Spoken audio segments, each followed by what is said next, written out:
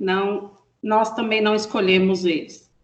Então, a gente tem que estar preparado para tudo. Bom, bora começar então, já estamos bem atrasados.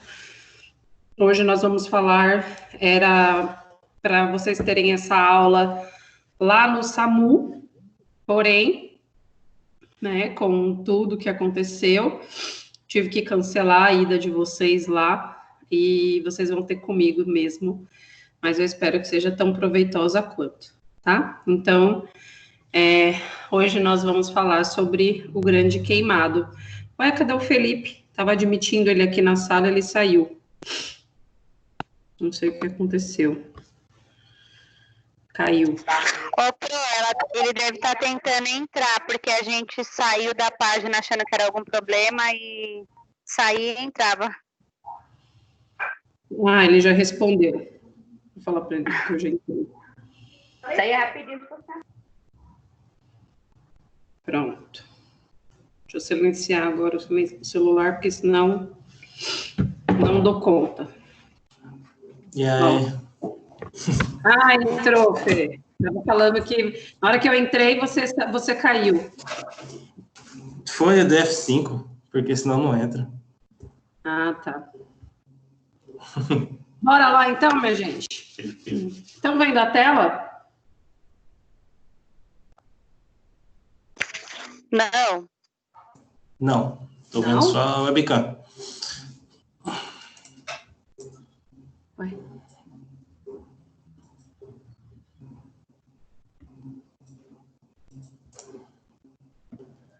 Agora sim. Agora sim? Sim. Sim, Dani. Então, bora lá, gente. Por que falar? Ok. Beleza, então. Por que falar sobre o paciente, o grande queimado, né? Primeiro, porque faz parte, né, da temática de urgência e emergência, é um trauma, tá? Faz parte aí das divisões. E ela está entre os incidentes, que está entre o 4º lugar do que mais mata, tá? Então, é um complexo aí de atendimento de alta competência, né, e de alta complexidade, ok? Principalmente no que tange as intervenções do atendimento ao paciente, tá? Nós temos aí no Brasil, atualmente, em torno mais de 1 milhão de incidentes de queimaduras ao ano, tá? E cerca de 100 mil pacientes buscam atendimento hospitalar, tá? Mas desses números aí, desses 100 mil pacientes, 2.500 acabam sendo evoluídos a óbito, tá? De forma direta ou indireta, em decorrência dessas lesões, tá? Porque a gente tem que lembrar que as lesões em decorrências da urgência e emergências, elas não são presumidamente óbvias, né? Principalmente na avaliação do queimado, e a gente vai falar disso no decorrer da aula, tá? Falando um pouquinho sobre história, nós tivemos um incidente de grande queimado na época de 1960, lá em Niterói, Rio de Janeiro, tá? Nós tivemos o Gran Circus. Eu não sei se vocês já ouviram falar desse incidente aí, que um circo pegou fogo, né? E matou 503 pessoas. 70% desses mortos eram crianças, tá? Pegando um gancho dessa mortalidade aí, dessa fatal mortalidade, no contexto geral de queimados, 20% dos queimados, tá, são crianças. É um incidente que acomete bastante os pequeninos e a gente tem que tomar cuidado bastante no período de férias. Outra coisa que a gente precisa ficar de olho, né, nós enfermeiros, é no atendimento a essa criança e não levar, tá? Já vou deixar bem claro, não ficar com olhos de juízo de valor, mas queimaduras, dependendo da extensão, da gravidade e do modo como apresenta, pode representar maus tratos, tá? Então, quando vocês atenderem uma criança vítima de queimadura, Não façam um juízo de valor, não julguem, porém observe. Comportamento de criança sempre vai dar uma sugestão com relação a essa evidência de maus tratos aí por parte da família, ok? Bom, outro incidente aí de grande queimado, esse daí já é mais da época de vocês aí, porque se tiver alguém que falou que nasceu depois de 2007, eu paro de dar aula, hein? Foi lá no acidente da TAM, né? Esse incidente aí gerou uma consequência de 199 mortos no total e foi em consequência do incêndio, né? Então, quando a gente tem incidente aéreo, ele é realmente fatal e vem em decorrência também de grandes queimados, tá? Outro incidente, vocês lembram disso daqui? Boate Kiss, Santa Maria, 2013, 242 mortos. Lembram, né? Bem recente, ficou aí marcado na mente de todos nós, né? Graças a esse negócio aqui chamado Sputnik, né? E aí nós tivemos aí mais de 600 feridos. E aí também é um incidente aí de grande queimado, de grandes proporções, né? Então, lembrando dessas decorrências aí, a gente vai falar um pouquinho da aula de hoje, porque nós temos, além dos múltiplos feridos, além do grande queimado, isso também é um incidente de múltiplas vítimas, tá?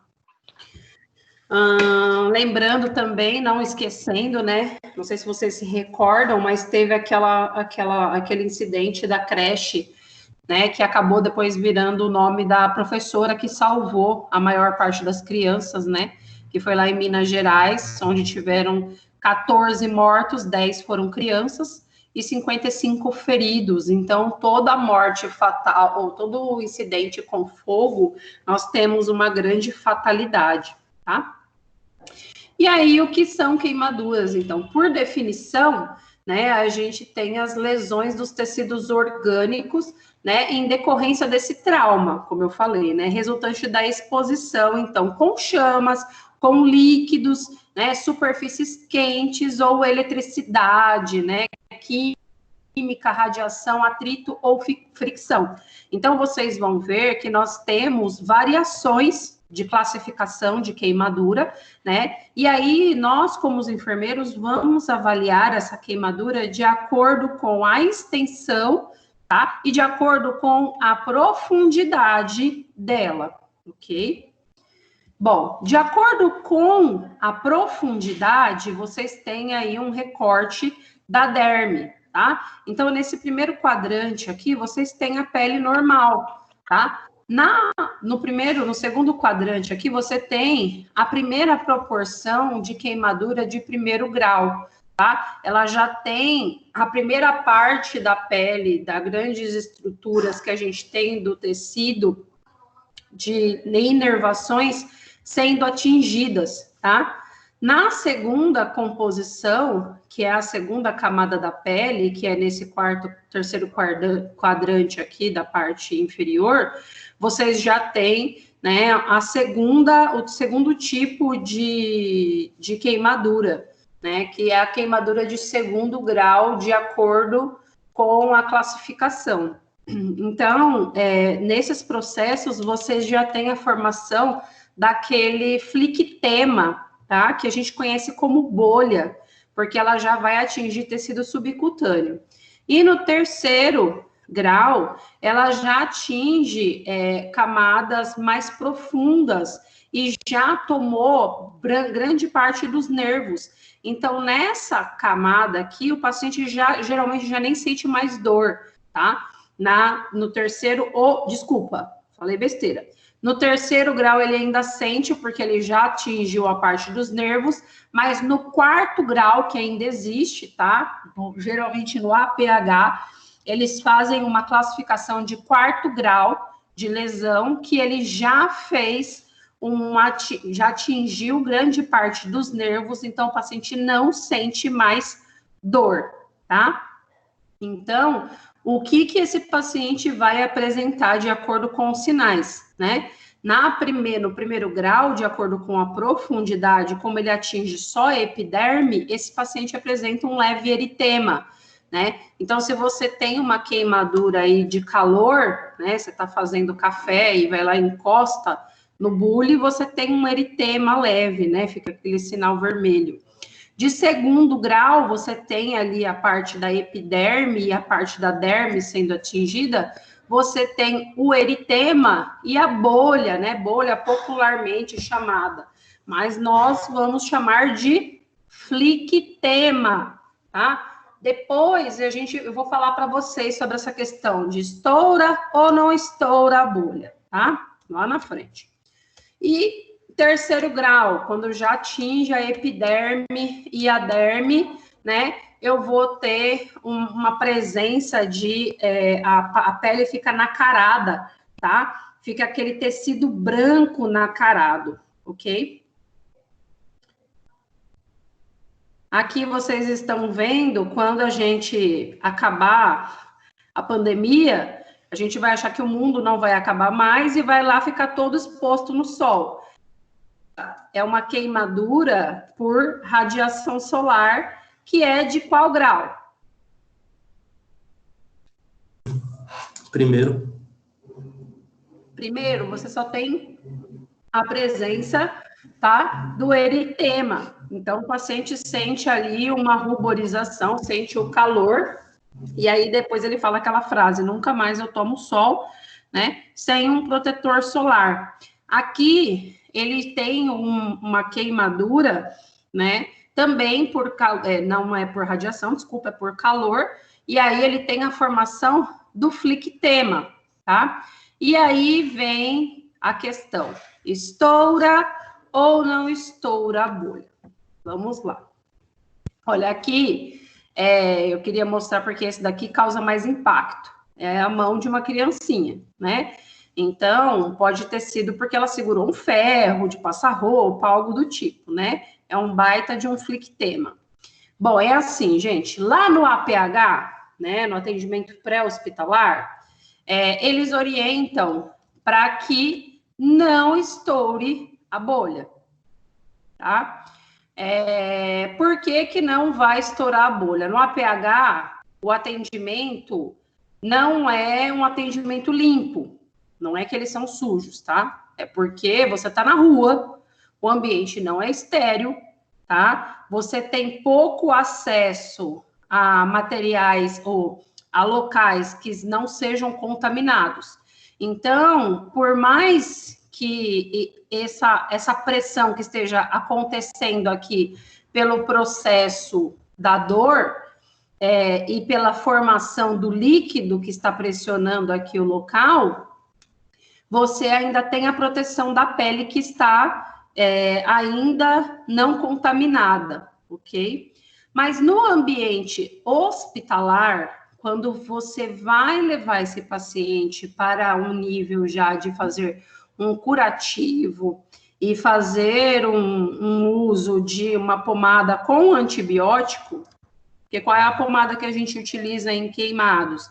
Geralmente uma pomada com sulfadiazina de prata, tá? Que é uma pomada antibiótica. Para que essa pomada faça o efeito, eu preciso retirar essa bolha do flictema aqui. Por dois motivos. Primeiro, porque senão não tenho ação da antibiótico-terapia, porque o grande problema com relação a queimados é essa pele aqui evoluir para um processo infeccioso. Segundo, o paciente sente muita dor aqui, tá? Porque forma-se uma quantidade de líquido muito grande aqui embaixo desse flictema, embaixo dessa bolha aqui. E essa bolha vai formar uma pressão muito grande sobre essa pele que já está sensível. Então, não tem necessidade nenhuma de se manter essa bolha aí, tá? Ele só vai causar mais dor. Isso, gente, foi um processo evolutivo de muitos estudos, né? Porque antes, né, bem lá na época de 1900, eu era magra quando eu me formei, os meus professores me ensinaram que essa bolha tinha que ser mantida de forma íntegra, porque o que a gente tinha aqui, os líquidos que nós tínhamos aqui, eram líquidos que deveriam ser reabsorvidos, tá, pela pele, porque eles iam formar um novo processo, né, de cicatrização dessa derme. Só que aí, gente, graças a Deus, a ciência evolui, e junto com ela a gente tem que manter o processo de estudo, né? Então, foi-se averiguado, né, o processo aí de quem faz os estudos com relação à pele, com relação a lesões, foi-se observado que manter o flictema sem retirar essa bolha não tem um bom custo-benefício, tá? Eu não tenho essa propriedade realmente com relação à formação desse líquido para a próxima junção da pele. Então, é orientado que se retire essa pele, tá? Limpa, faça um curativo limpo e seco para uma boa adesão da antibiótico-terapia, tá? Aqui, vocês imaginam do que é essa queimadura aqui?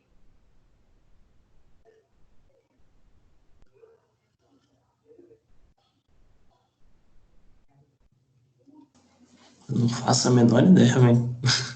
Ela sentou no asfalto, asfalto quente. Queimou no asfalto quente? Sentou na grelha do churrasco? Hã? O que foi, meu bem, que você falou aí? Eu não faço ideia. É de sol. É de sol? Não é, sabe o que é essa queimadura, gente?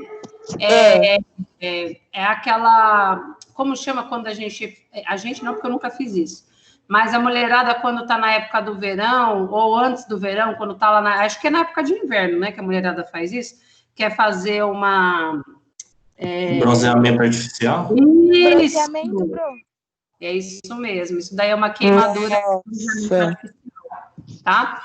É por isso, né, imagina a dor disso daí. Isso daí ela vai ganhar uma cicatriz eterna, isso daqui não vai sair, tá? Essa daqui foi o primeiro contato, e essa daqui é a exposição que vai ficar.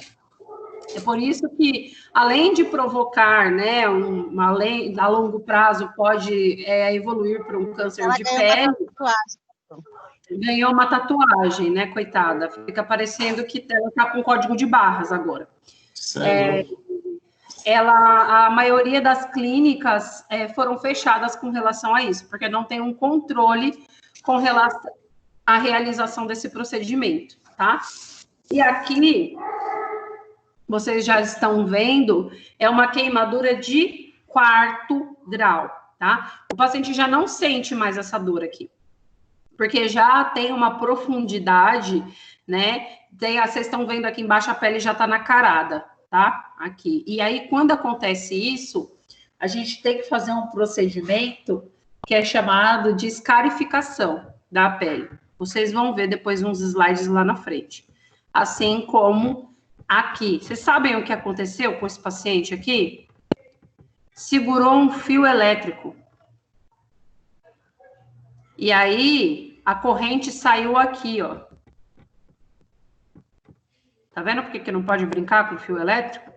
Sabe quando você segura um fio elétrico e aí o choque sai, entra por um lado e sai pelo outro? Foi isso que aconteceu com esse paciente aqui, tá?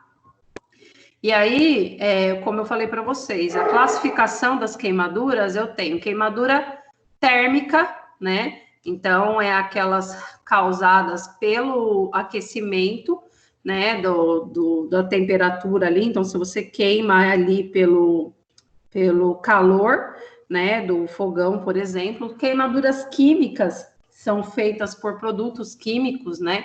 Então, vocês sabem que... Vocês já viram até na faculdade, lá eu chamo de subsolo, mas ninguém concorda comigo.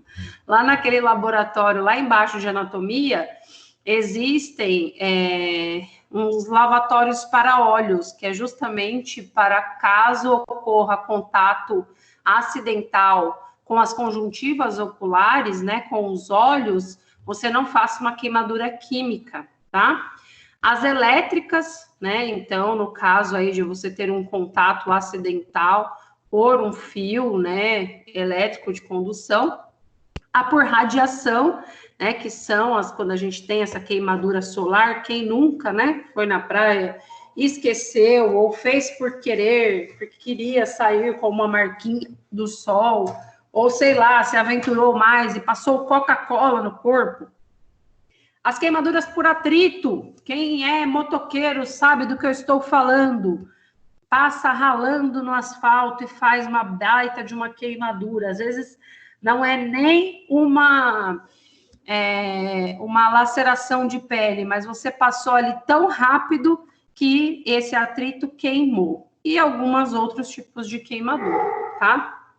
Bom, existe uma outra classificação da queimadura, como eu falei para vocês. A profundidade eu vou nomear de acordo com o grau. Então, primeiro, segundo, terceiro e quarto grau que eu utilizo lá no APH.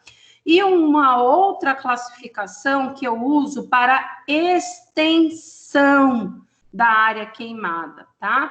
Essa regra, tá? Eu utilizo para dimensionar a superfície da área queimada. Então, a superfície corporal queimada. Então, lá a gente usa muito, né, tanto na área hospitalar quanto na pré-hospitalar, uma regra conhecida como regra dos 9, criada aí por Wallace Pulaski, tá? E aí, como é que faz essa regra dos 9 aí em adulto? Gente, é bem simples, na verdade, de vocês decorarem, tá? Então, olha lá comigo. Cabeça e pescoço, 9%. Tudo que é da parte de cima aqui, olhem para os braços de vocês. Braços, os dois braços, pescoço e cabeça, 9%, tá? Aí vamos para as pernas agora. As pernas valem 18%. Direita, 18%, esquerda, 18%. Tórax e região abdominal, parte da frente, 18%, parte de trás, posterior, 18%. Se você somar 18 com 18, vai dar 36%. Ou seja, antero-posterior, eu tenho 36%. E a genitália, eu tenho valendo 1%, tá? Então, de novo, cabeça e pescoço, 9%, braços, direito e esquerdo, 9%, membros inferiores, 18%, tá? Porque são mais compridinhos. Tórax e abdômen, 18%. Anterior é 18%, posterior, 18%. Se queimou frente e trás, 36%. Genitália, 1%, tá? Por que eu tenho que saber a regra dos 9? Primeiro, para você dar o percentual de área de extensão queimada desse paciente, ok?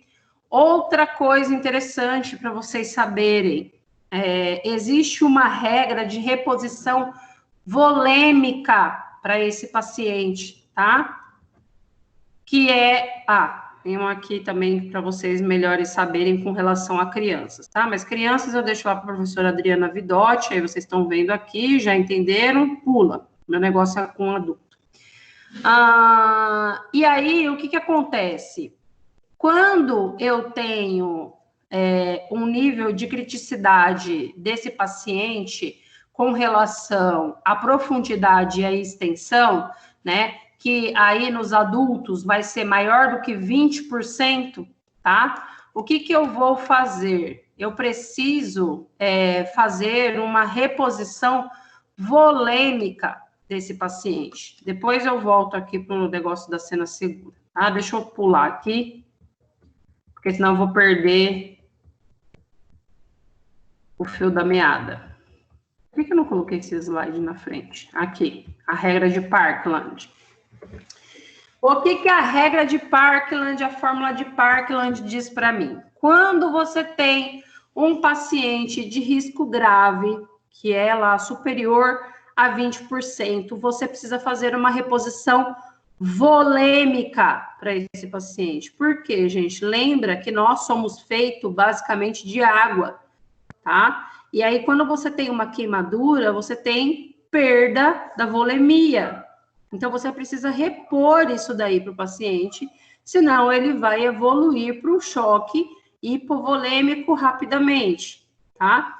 Então, o que que eu vou fazer? Eu vou infundir nesse paciente de 2 a 4 ml de solução expansora. O que que é solução expansora, gente? Solução expansora é Ringer com lactato, tá? Porque soro fisiológico não expande nada. Soro fisiológico é só uma solução com eletrólitos, nada mais. Ela não vai expandir, ela não vai dar volume, tá? Então, você dá de 2 a 4 ml vezes, tá, a porcentagem da área queimada do paciente vezes o peso, tá? Então, vamos simular aqui, vamos fazer uma continha. Faz de conta que vocês pegaram um paciente na rua, tá? Que teve 20% do corpo queimado. Pegue a calculadora aí que vocês vão fazer junto comigo, porque cair na prova vocês já sabem fazer, tá? E aí a gente vai estipular de 2 ml, tá? Então, esse paciente teve 20% da área queimada e ele pesa 80 quilos. Vamos fazer a conta junto? Então, 2 vezes quanto? Vezes 20. 20? Isso. Vezes quanto? Vezes 80. 80. Vezes 80? Isso. Quanto deu? 3.200. 3.200. O que é esses 3.200? 3.200 é o que vocês vão ter que infundir para esse paciente de solução de cristalóide, tá? De volume para esse paciente, tá? Por que eu considerei 20%? Porque 20% ainda não é tão grave assim. Mas vamos supor que vocês peguem um paciente aí com 40% de área queimada. Pode já colocar 4 ml, tá? E aí, como que vocês vão fazer esses 3.200? 3.200, eu vou colocar 50% desse total de 3.200, eu vou infundir nas 8 primeiras horas. Quanto dá metade de 3.200? 1.600. 1.600. Então, 1.600, 1 litro e 600 de Ringer, eu vou fazer nas primeiras 8 horas de atendimento desse paciente, tá? E o restante, os outros 1.600, eu vou infundir nas 16 horas seguintes, que aí vai completar as 24 horas de atendimento desse paciente, tá? Cuidado, gente, para não comer bola com o pessoal que atendeu esse paciente no APH, para vocês não fazer uma hipervolemia desse paciente, tá? Deu 3.200 de regra de Parkland, deu 3.200, mas vocês chequem com a equipe de APH se esse paciente já não tomou cristalóide lá na cena inicial, tá? Então, se na cena inicial ele já correu 200 ml de Ringer, você não vai colocar 3.200, você vai extrair esses 200 porque ele já tomou lá na cena. Tudo bem? Sim. Não esqueçam que precisa, tá? Acompanhar volume de diurese desse paciente, tá? Eu preciso saber se esse paciente tá realmente aí com a função renal ok e se também ele tá fazendo uma boa hidratação, tá? Agora vamos voltar lá, porque eu pulei tudo do que eu tinha que fazer com relação ao atendimento das urgências deste paciente, tá? Então, vamos lá, paciente queimado. Isso é via de regra para vocês em qualquer situação de urgência e emergência. Primeiro, avalie a cena, tá? Regra de ouro da urgência e emergência. Você não pode ser mais uma vítima, tá? Não dá para você se colocar em risco para atender o outro. Isso daí é cena de filme, tá? Então, primeiro, sinaliza a via, né, para você não ser a próxima. E aí, você vai observar se já não tem outros riscos que podem ocorrer, né, durante esse atendimento. Se é um local que vai derivar de uma queimadura, então, lembra lá dos incidentes que eu mostrei no início da aula, né?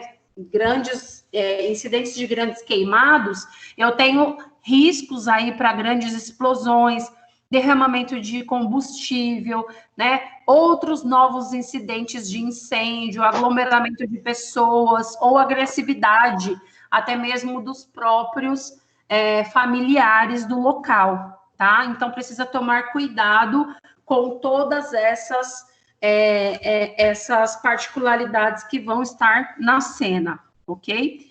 E aí, vamos partir para a avaliação primária qualitativa do paciente, tá?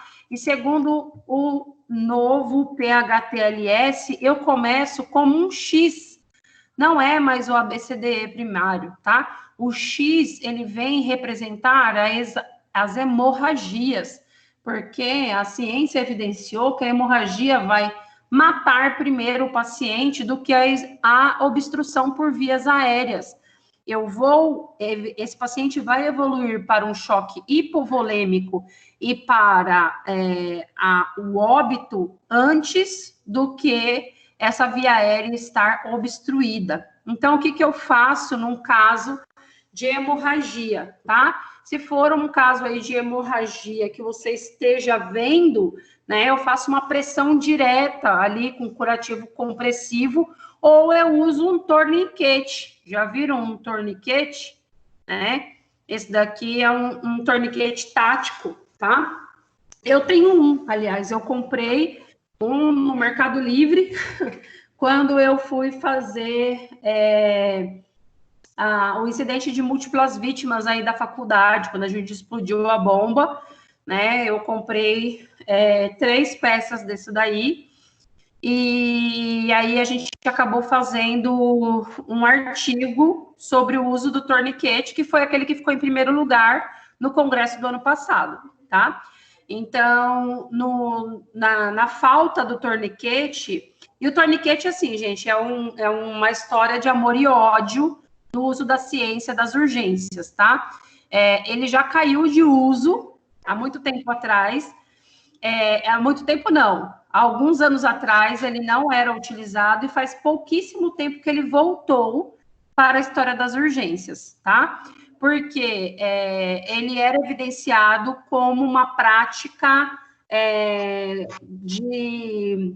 relacionada à perda dos membros, tá? Então, eu preciso usar o torniquete e observar com relação à perfusão desse membro, tá? Mas não é para ficar brincando de garrotear e soltar. Eu garroteio esse membro, tá? E faço a compressão ali para garantir que esse paciente não tenha um retorno venoso ali para não complicar essa hemorragia. Quando a gente voltar a se ver, eu levo para vocês verem como funciona esse torniquete tático aqui, tá? Bom, o A, então, vocês já conhecem muito bem, a gente já falou dessas etapas aqui, né? Então, é a parte que eu visualizo as vias aéreas e desobstruo ali, né? Então, primeiro, para ficar mais fácil, converse com o paciente, chame o seu João, né? Se ele responder de forma coerente, né, significa que a via aérea dele está desobstruída. Porém, gente, tomem cuidado com paciente que fica em exposição de CO2, né, em locais que tem fumaça por muito tempo. Por quê? Essa fumaça acaba fazendo, né, queimadura das vibrisas, né? O que são vibrisas? Os pelinhos que vocês têm aí na entrada do nariz, tá? E aí... Ô, Dani. Oi? Oi, é o Paulo, boa noite. Boa noite. O uso prolongado do torniquete, o que ele causa no paciente? Depende do que você considera de uso prolongado.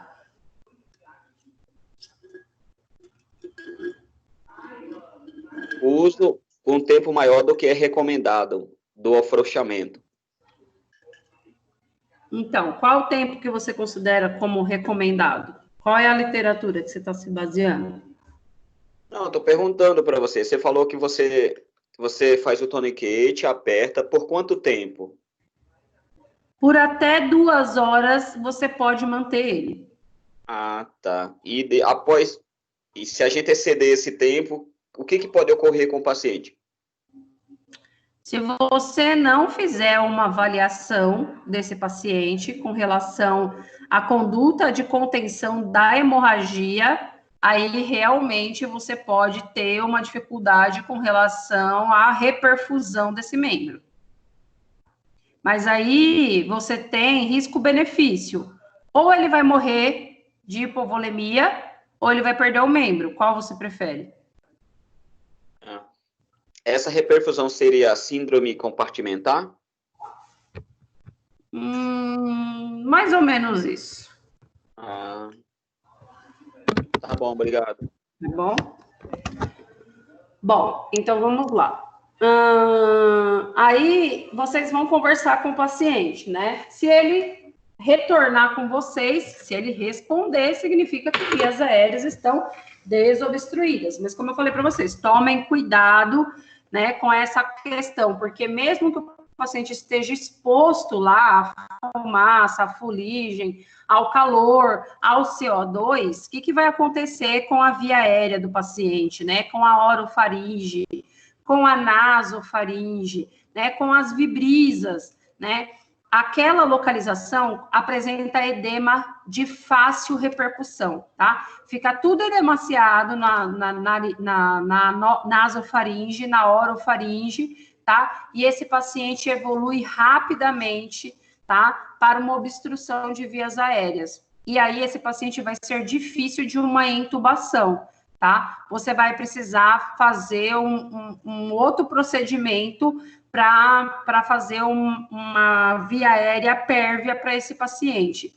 Por isso, se você suspeitar que o paciente tem uma lesão inalatória, né, que é, como que você suspeita? Queimadura das vibrisas, dos pelinhos aí, insuficiência respiratória, o paciente está apresentando estridor, né, está apresentando escarro carbonáceo, né, aquele escarro enegrecido, tá, dispneia, ok? Uma rouquidão de forma diferente, tem fuligem ali na cavidade oral, ou uma fala intercortada, não fica brincando com relação a você intervir para uma via aérea permanente para esse paciente, tá? Ou uma via aérea avançada, tá? Porque senão faz edema aí de naso e orofaringe, e aí fica difícil para você proceder para a evolução desse paciente, tá?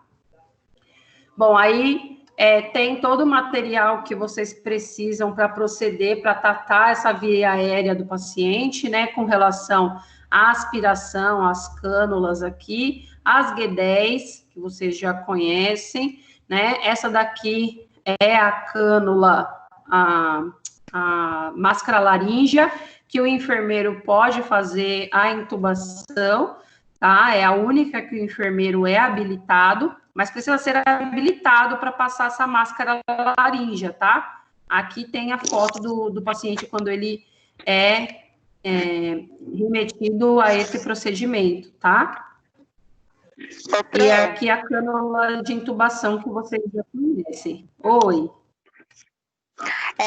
A gente só pode fazer esse entubamento que a senhora está mostrando aqui, entubamento comum, igual os médicos fazem procedimento tipo intra-hospitalar, não pode? Então, deixa eu só te corrigir, meu amor, porque é intubação, tá? O nome.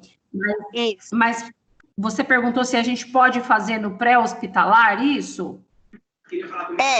Tanto pré como hospitalar, intra-hospitalar. Isso, a gente pode fazer com essa máscara aqui que eu tô mostrando. Você tá vendo o meu mouse aqui? Sim. Então, com essa máscara laringe aqui, nós podemos, desde que se você for habilitada para isso, você faça o curso, tem o reconhecimento para a intubação de máscara laríngea, tá? que é diferente da cânula orotraqueal, que é essa daqui, ó. O médico intuba com essa, tá? E o paciente, ele não pode ficar muito tempo com a máscara laríngea, porque senão ele faz uma lesão aqui de traqueia, tá? Ele pode ficar só por algumas horas com essa máscara, tá? Então, tudo bem? Entendi, Pro. É só para um procedimento de emergência mesmo. Tanto que, assim, eu, nesses 14 anos aí, em ambiente intra-hospitalar, nunca vi uma máscara laríngea em ambiente intra-hospitalar, só no pré-hospitalar mesmo. Só para o pessoal que corre em ambulância, tá? E essa aqui é uma pinça Magil que eles acabam utilizando para retirar corpo estranho aí da cavidade do paciente. Então, se esse paciente não consegue falar, aí vocês acabam não usando os dedos, né? Porque vai que esse paciente me reage e arranca, decepa um dedo de vocês aí de forma traumática.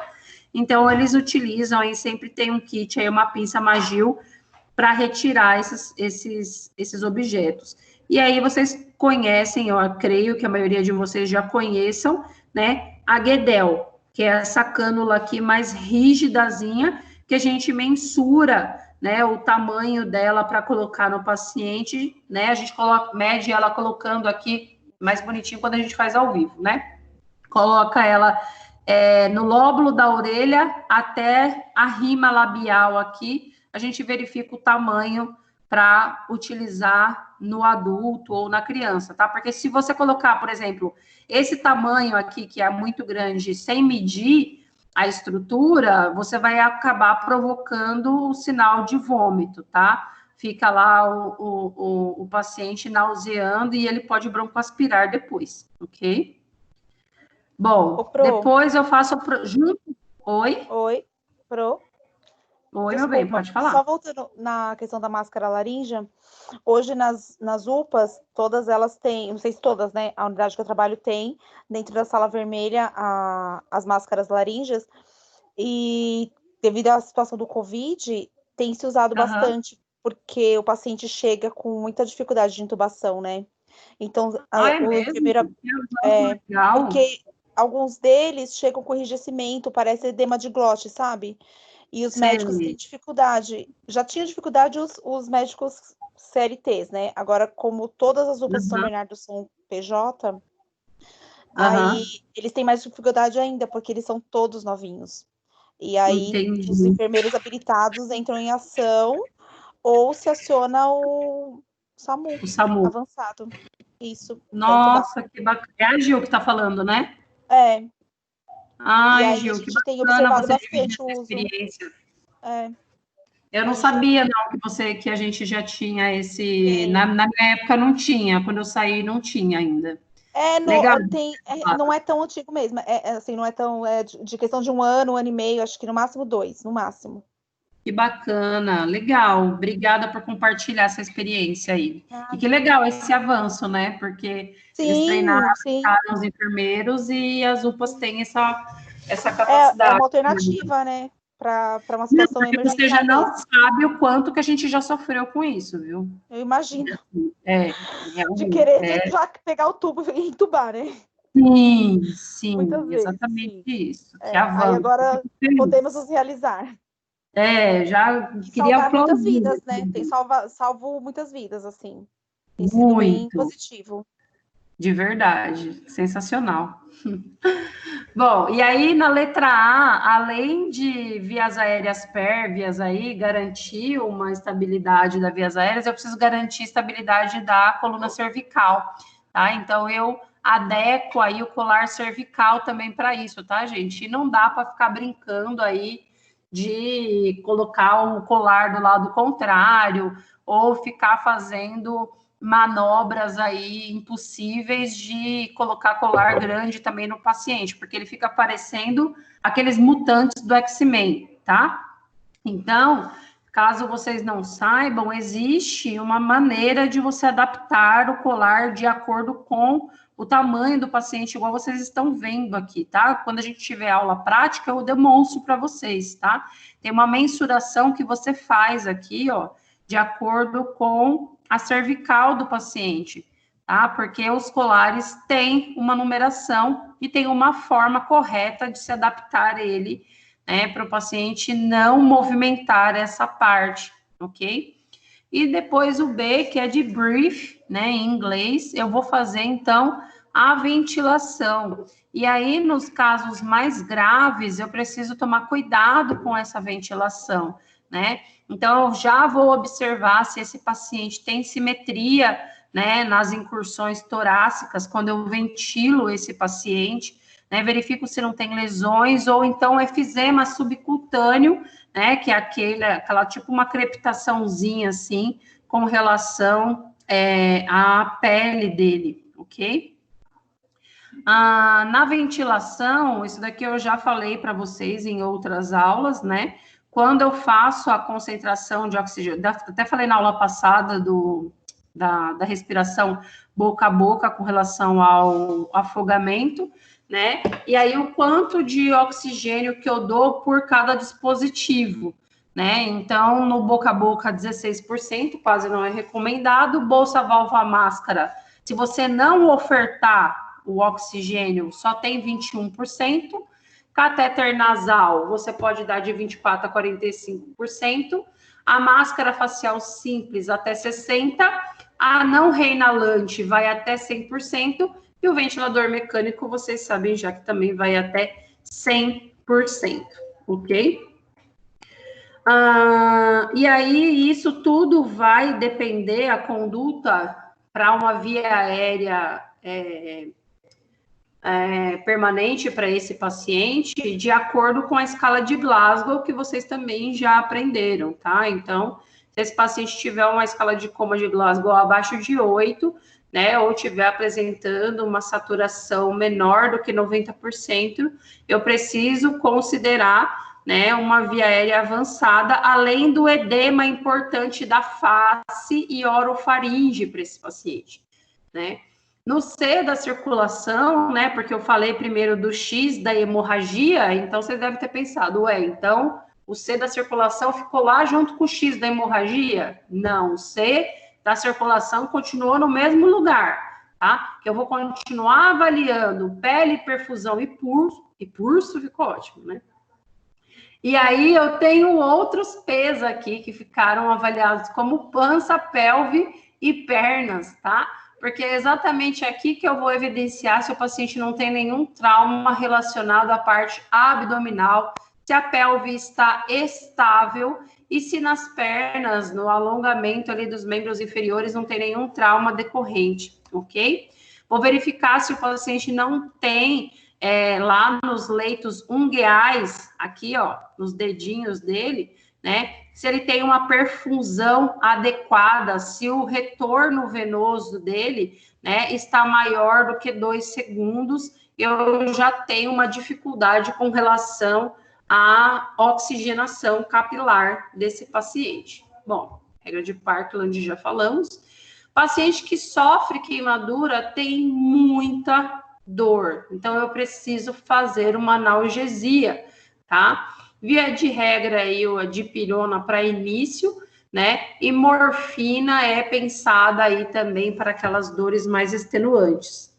Bom, eu preciso lembrar que paciente que sofre queimadura tem grandes chances de evoluir para um processo infeccioso, porque eu tirei a primeira parte de exposição da pele dele, tá? Então, essa ferida, né, essa lesão, a primeira vez que eu tiver contato com ela, eu preciso fazer um curativo seco, ok? E aí eu cubro ele de forma a não ser um curativo aderente, tá? Por que tem que ser seco? Porque, gente, paciente que sofre queimadura, ele perde calor. E eu tenho que proteger ele nesse momento de calor, porque hipotermia evolui para uma parada cardiorrespiratória, tá? É um dos Hs da parada cardíaca, tá? É um dos 6 Hs, é hipotermia.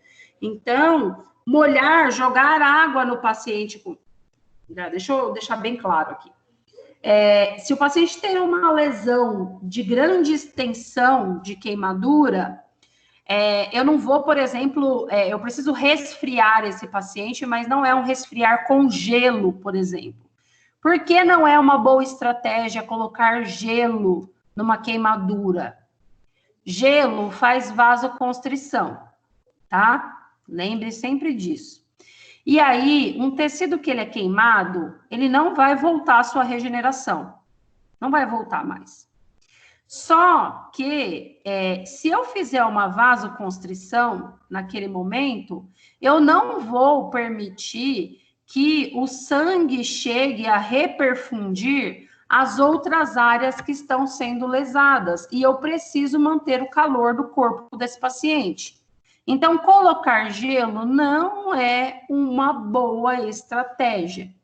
E também vocês precisam lembrar que gelo é uma queimadura química, tá? Vocês já ficaram passando gelo na pele? Queima, tá? Então, você vai queimar esse paciente também. Agora, resfriar o paciente, né, para que esse paciente não continue queimando, aí sim é uma outra estratégia, tá? Dependendo da área de lesão. Isso se compara, né, popularmente falando, só para que vocês entendam o processo, mas sabe quando nós cozinhamos macarrão? Quando a gente cozinha macarrão, que a gente quer que pare o cozimento, o que a gente faz? A gente vai lá e coloca o macarrão na água fria, para parar o cozimento, né? Porque mesmo que a gente tire o macarrão do fogo, só pelo processo de imersão na água quente, ele continua cozinhando. Então, o que a gente faz? Para parar esse processo, a gente joga água fria, não é isso? Tá? Mas a diferença é que você precisa, né, diminuir esse processo, mas lembrando que vocês precisam manter esse paciente aquecido de alguma forma, tá? E manter essa temperatura corpórea para que esse paciente mantenha a bomba cardíaca funcionante aí de forma adequada, tá? E aí, quais são os processos que eu vou fazer com relação à limpeza e curativo desse paciente? Principalmente quando essa lesão for de atrito, tá? Então, limpar aí principalmente com detergente degermante, tá? Tipo a clorexidina, que é uma ótima escolha, 2%. Não tem clorexidine, gente, água e sabão. Água e sabão nunca foi tão útil na vida desse país, tá? Neutro, de preferência. Nada com perfume de lavanda, florais colhidos nas planaltos, tá? Procure levar esse paciente, deixar com os membros, né, abduzidos, e esse paciente, dependendo do tipo de lesão, precisa deixar essa cabeceira levemente elevada, tá? Porque ele vai ter dificuldade para expansão torácica, tá?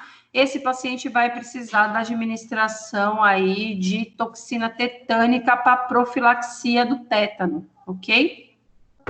Preciso aí administrar, dependendo do protocolo institucional, bloqueador de receptor de H2 para profilaxia de úlcera de estresse, tá? Então, ranitidina aí é um bom aliado para esse uso aí de pacientes que foram submetidos à queimadura, tá? Administrar heparina também para diminuir a profilaxia para melhorar a profilaxia do tromboembolismo, porque lembra que o processo de coagulação, né, vai estar em alta, já que esse fator de queimadura está em andamento, tá? Então, a opção tópica para esse paciente que vai ser submetido, geralmente, a uma evolução infecciosa, como eu falei, é o uso da pomada de sulfadiazina de prata, ok? E aí, esse paciente vai ser utilizado aí de curativo oclusivo e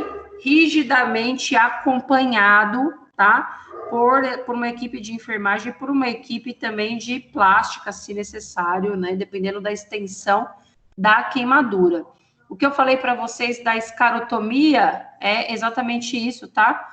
Abrir a pele do paciente, dependendo dessa lesão. Isso daqui é uma lesão já de 4º grau, tá? Quando faz uma necrose tá? Dessa pele do paciente. Porque se eu não abro, se eu não faço uma escarotomia, se eu não abrir a pele desse paciente, por exemplo, aqui na região do tórax, e aí, gente, quando eu falo de uma lesão de 4º grau, essa pele aqui, ela fica tão queimada, que ela vira uma coraça, tá? Fica dura.